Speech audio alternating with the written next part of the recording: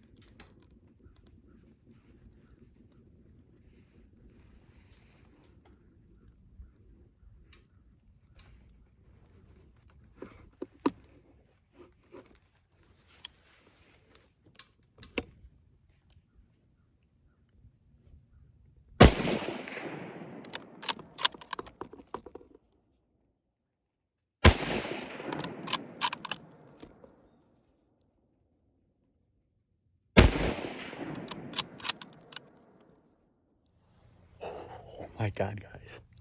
I'm shaking. It never gets old. Oh my God. Shee. Okay. So I was sitting here and I heard some bucks fighting. I was like, those sound like nice bucks. Like usually little bucks, you can like hear them, but this one was like solid antler to antler contact.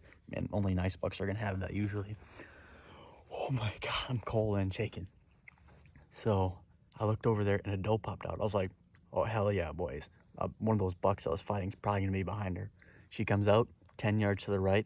Out comes this really nice buck, tall, fairly wide, and really light tine. And so I turned my phone on and everything. Oh, damn it, I forgot to turn my GoPro on. It happened so fast. And it was the only spot that didn't work very well because this thing was in my way where my camera arm, and it was at an awkward angle, and I had to turn around, and I was squatting when I shot, and I was shaking obviously, so it was hard, and it was just a really awkward position to shoot. Stopped and I shot. No, I know I hit him at least once because he was holding his one leg real weird, like he wasn't running, he was limping on it, I guess. So I kind of think I hit him in the leg. He's running again, and I shot him again. Don't know if I hit him, and then he went in the woods and stopped, and I shot. I thought I saw him go down, but I don't know for sure. So I'm gonna wait till my dad gets here. We're gonna go check him out. It's the buck that I think it might be. It's the buck that's been hanging with the buck that I already shot this year, so that'd be pretty cool. Yeah, I'll update you guys as we go, hopefully, because I only have like 9% phone battery, so we'll see how it goes. It's opening day, by the way. I don't know if I said that yet. I'm just so excited. All right, guys, so I'm gonna get all my stuff packed up at the stand here, and I'm gonna go look for blood just to see, and then maybe take a peek where I think he went down, just to see, you know. But yeah, I'll see you when we get over there. Alright guys, so my phone ended up dying, so I wasn't able to film anything, but I went over there and I did find some blood. Found a couple chunks of bone and some drops of blood. We tracked it for about 150 yards. Then it got dark. Our phones died, and we just decided it was best to back off because we didn't see any beds or nothing like that. Not looking too good, but I'm just not done giving up yet. I'm gonna go back there tomorrow and see if I can find anything else, but I'm gonna think it might have just been a leg shot and I didn't get much, unfortunately. So, but yeah, like I said, not giving up. We're gonna go back out there tomorrow. Full phone battery, so I'll be able to bring you guys along, but hopefully we can find him because he's a great buck. Good morning, guys. It's the next morning here. It is November 22nd, second day of gun season here in Wisconsin. So I shot that really nice buck yesterday, and like I said, we looked for him, didn't find much, but for this morning sit here, probably gonna get down at about 10:30 to 11, and in the neighbor, we're gonna go look for him, and hopefully we can find him. So I'd update you guys. Also, it is freaking cold out. Didn't bring gloves, or I didn't bring what the heck, like hand warmers or whatever. Didn't bring those, so that's handy. But this morning I've seen a coyote, both really big tom turkeys, and then I saw, I think it was a one pointer. Actually, it was pretty cool. He was cruising the field edge looking for a hot doe, but he didn't find one. All right, I'm gonna be quiet and update you guys when we're looking for the deer, or I see something, or I shoot something. We'll see. Also, I think it's starting to snow. Rip. All right, folks, so the last time you heard, I hadn't seen much, and guess what? That continued throughout the whole day. We looked for the deer for, I don't know, 2 or 3 hours, something like that. Found some blood, tracked him for like 150 more yards, lost blood. Then we grid searched some areas where we thought he might have bedded down and died, but nothing. We found some more bone. The blood that we did find was really dark red, so we're thinking it was just a flesh wound or muscle wound or whatever. Hoping he's still going to be alive, but if he is, he's going to have 3 legs, so just a matter of time before someone shoots him or coyotes get him or something like that. Anyways, hopefully I can get another crack at him, and if not, maybe we'll stumble upon him somewhere. But either way, it really sucks. Injuring a deer in general really sucks, and just especially a nice buck, it's just it's no fun. But all you can do, you can't get down on yourself. You just gotta learn from it first off, and then you just gotta get back out there and keep trying, because you're not gonna succeed if you just give up like that. So I'm gonna get right back out there tomorrow, and probably not the same spot though, since we were in that area where there's been a lot of deer and nice bucks for a few hours. I'm gonna back out of there for a day or so, give it some rest, and then yeah, we're gonna hit it hard. Hopefully we can catch him specifically coming up, but there's some other big bucks in that area. Try to go there, but yeah, just figured I'd update you guys. All right, on to the next hunt. All right, so it's 2 days later now, and it snowed.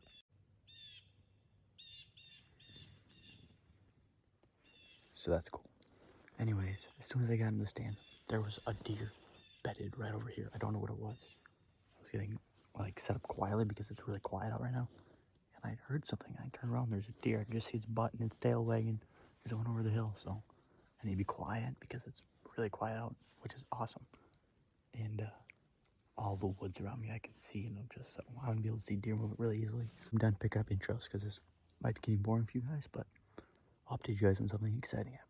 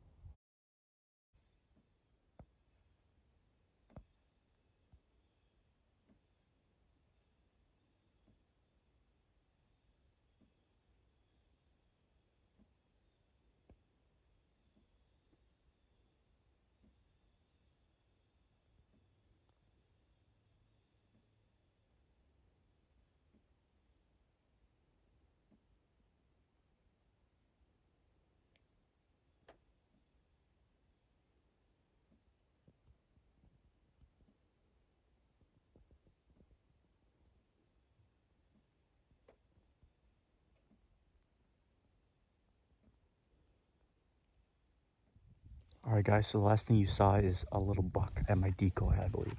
So yesterday I ended up seeing 4 bucks. One of them possibly a shooter, but it looked like he was all busted up and he was about 300 yards away. So I ended up letting him pass, and all of them they're small. Today I decided to hunker down on the edge of a field here, opposed to the stand or a blind, just to cut down shooting distance because 300 is a little much for my gun and my comfortability with it. So now we're at about 220, which I'm totally comfortable with as long as I had a steady shot. Got shooting sticks all set up and ready to go. Deer have been coming out in this field, and today we've got better conditions than we have for this past week so far. So we're really hoping a lot of extra movement today, and hope we can get her done. I'll bring you guys with because I brought the tripods. You guys should have a nice steady angle at the deer. And yeah, I'm gonna be quiet, sit down, turn my phone off, and get to looking at deer and hopefully shooting. You know what I'm saying? See you then.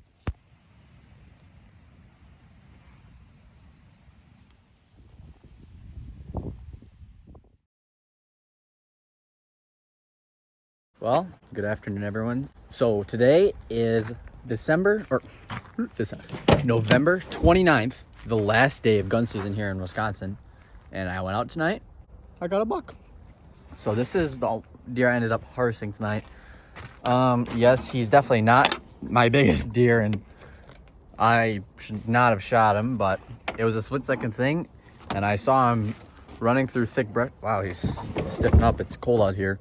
Anyways, yeah, he was running through brush, and I just couldn't see super well, and I saw a glimpse of his rack. I was like, dang, I think he's big enough to shoot. And he stopped and had his head down, and I could see his tines on the other side of a tree, and I shot him, and when I recovered him, this is him in the flesh. So, I mean, 7-pointer, my first ever public land buck. And yeah, it was one of my very few deer I've ever shot free-handing the gun. I mean, he was 100-something yards, and that was in a tree stand, and the rail, this buck was not where I could use the rail. But yeah, it's pretty impressive. Isn't it, Hank? Yeah, it's pretty impressive. Mm-hmm. You want to come see him? Hey, you don't have your collar on. Come on. Come on. Look at the deer. Look at the deer. Yeah. What is that thing? Unfortunately, you guys actually, I don't know if you guys actually watch my videos and you're seeing this, but one of the deer in one of my previous videos, I actually passed this buck up.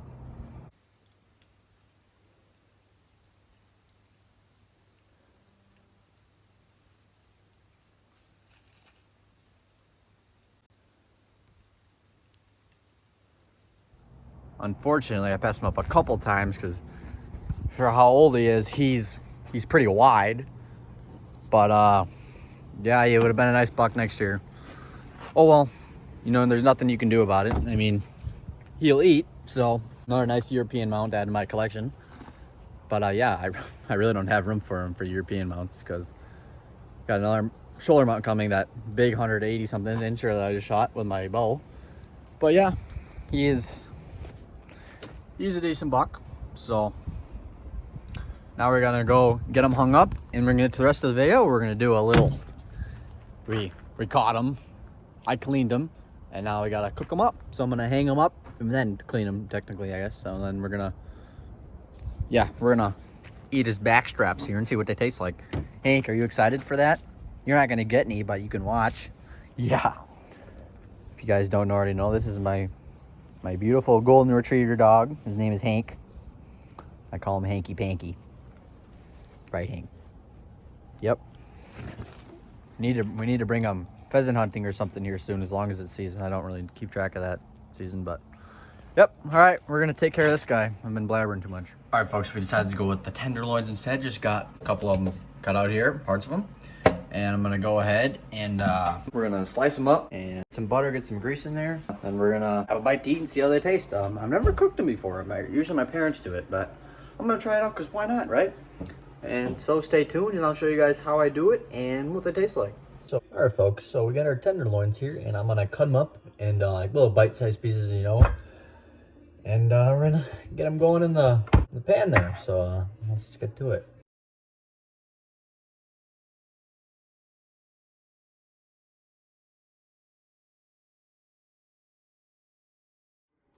All right, so as you can see here, we got them chopped up into pretty good bite-sized pieces.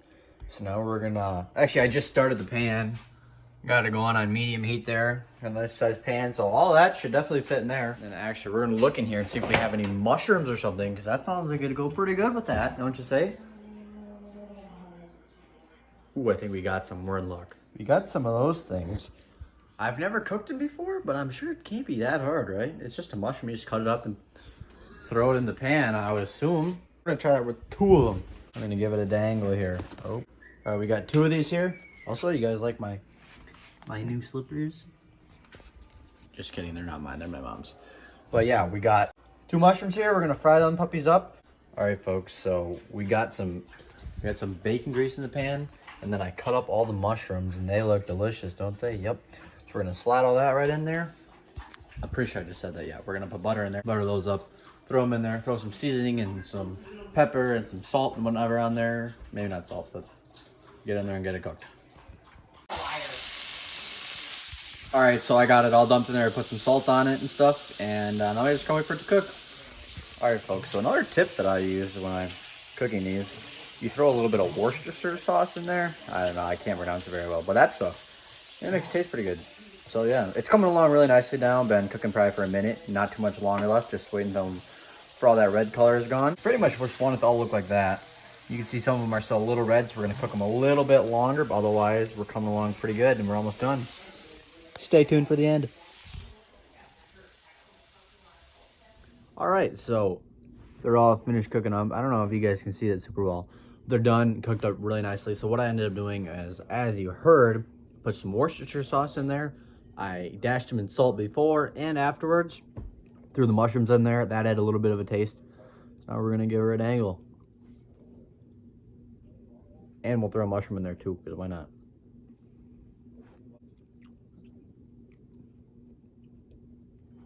I've got a cut right on my lip on the inside.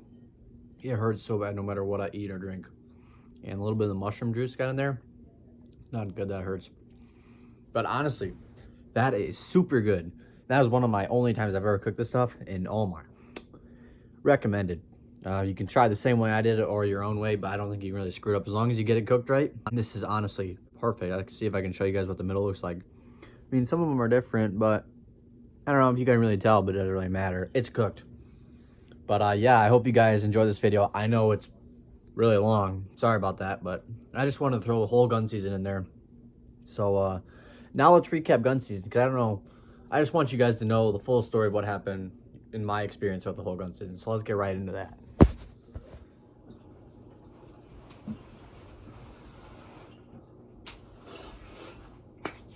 Good afternoon, folks. Ooh, there we go. That's a pretty good angle. Scoot up a little bit so you can hear me. All right. So 2020 gun season for me. Opening day, all day sit, and I saw, I don't know, it was 20-something deer right away in the morning. Saw a small buck come out a few hundred yards away. That was it for a while. A few hours later, I had those does. They came right next to my tree stand. They were 3, 5, 10 yards away at some points, and it was awesome. Love to see deer, whether I'm going to shoot them or whether I'm not going to shoot them, just watch them. It's just fun to be out there and watch them, right? So I saw those, saw some small bucks, saw some does, and at the end, as you saw, I shot at a buck. It was one of the target bucks that I was actually hunting that piece of property for. As you can, actually, a little backstory. That buck I was hunting summered and wintered with this buck. I'm not 100% sure if it's the same one, but I believe it is. But yeah, so this is, also if you guys haven't seen, this is the 188 6/8 bow buck that I shot this year with my Matthews Trags. First deer with that bow ever, which is pretty freaking sick. But anyways, so I shot the buck that hung out with that one. And I don't 100% know where I hit him, unfortunately. But he was quartering away, and I think I hit him like, so let's say like his heart and stuff is right here, right? I think I hit him right, like just low, and it only took out his leg, which is really unfortunate.